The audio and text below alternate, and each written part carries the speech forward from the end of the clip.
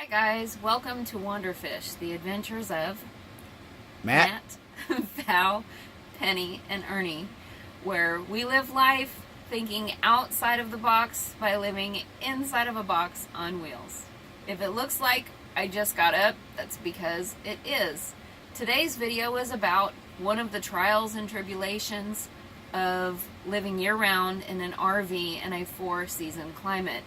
And sometimes you can't plan for problems, and that is why I look like this. I'm actually homesick today. I have food poisoning. And so on top of that, when I got up to go to the restroom again, I noticed we didn't have water. We are in the middle of, well, it's supposed to be spring. It's March 4th.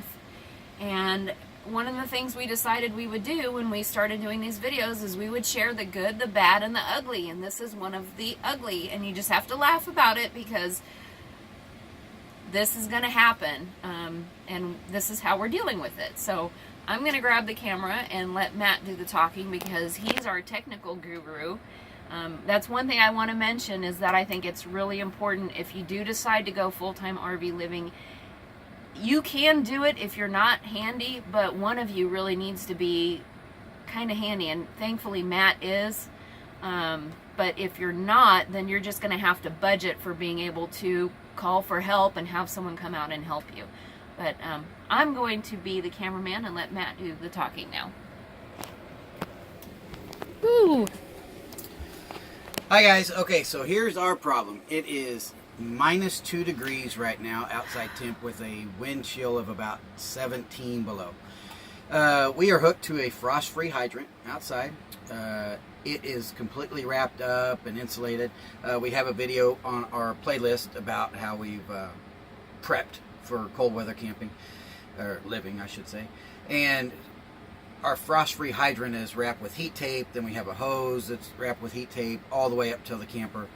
And we've had several cold snaps just like this, and the water's been kind of slow going, but it does. No, we have been able to keep the water from freezing. Slushy last night.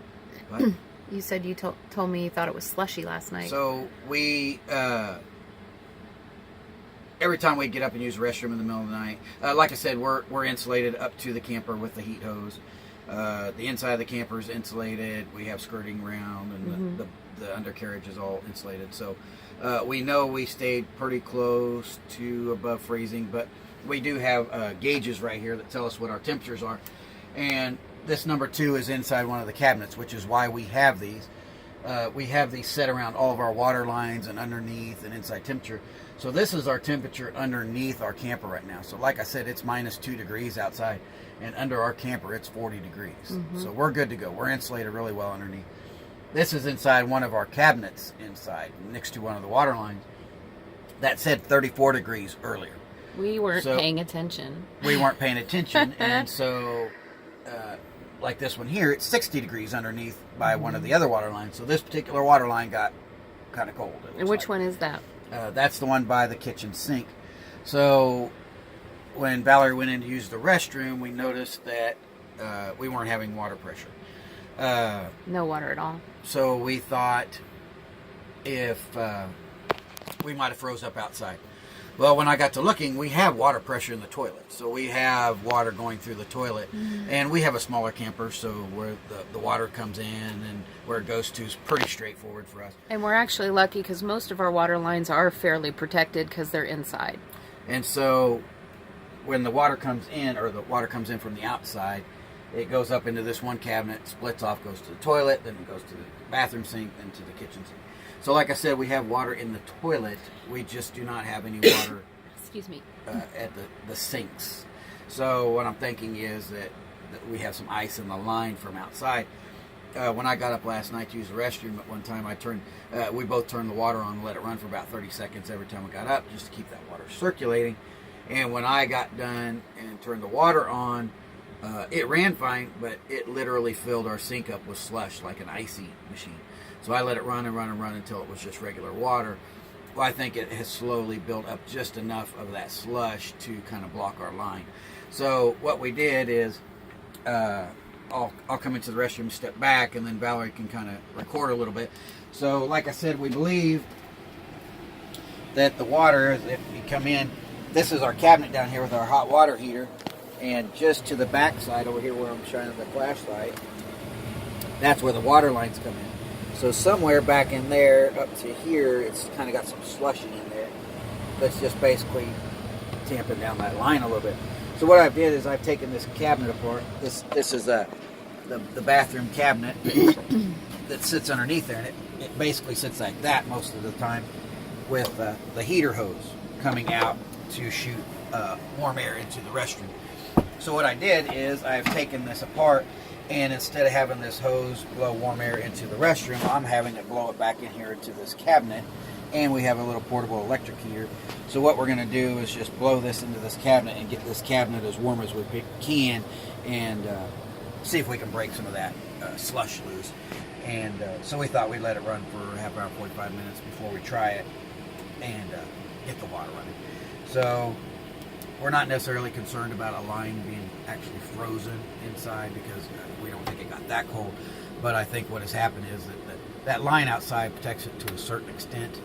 But -2 is pretty cold, and I think what has happened is it's kept it from freezing solid, but it did get a little slush in it. So that slush comes through, and then when it hits one of those fittings, that it tees off one way or the other, that it's slowly built up a little accumulation of that slush, and it just can't break itself loose. So, and this has actually happened before, but we Right. weren't going to be home, and since I'm homesick today and you're off today, we really kind of need our water. But we do have a backup plan. What's our backup plan? Our water. we have bottles of water. We have I mean, bottles they're- of water that we can Right. use if we need, like, to flush or wash our hands. So we always have extra water in the house, or out in the car. So Yeah, so, and like we said, we have the toilet, so the toilet's fine, and then we can just use bottles of water for washing hands and drinking, that type of thing. But I think this is going to be a fairly relatively easy and quick fix. It's just a matter of breaking that ice loose, and we got quite a bit of heat going into this cabinet now, and so and I it think should be fairly quick. I think that part of the reason we don't freeze up normally is because we have that during the day, that line is wrapped in that black tape, and I think that also helps heat up the water better.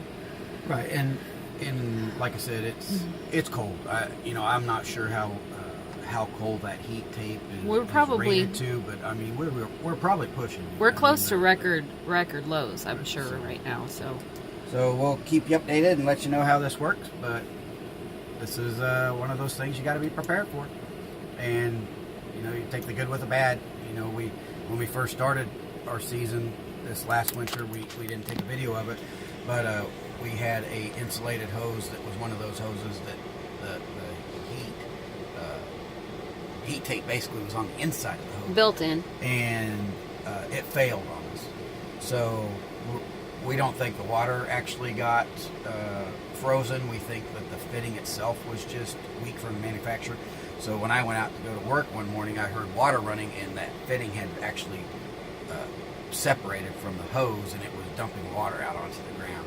So it's one of those things you always have to be prepared. You always have to just take it as it comes, and just figure out a way to fix it.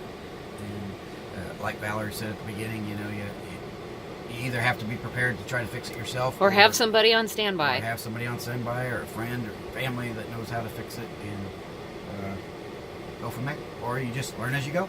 Yep. Thanks, guys. Bye. Bye.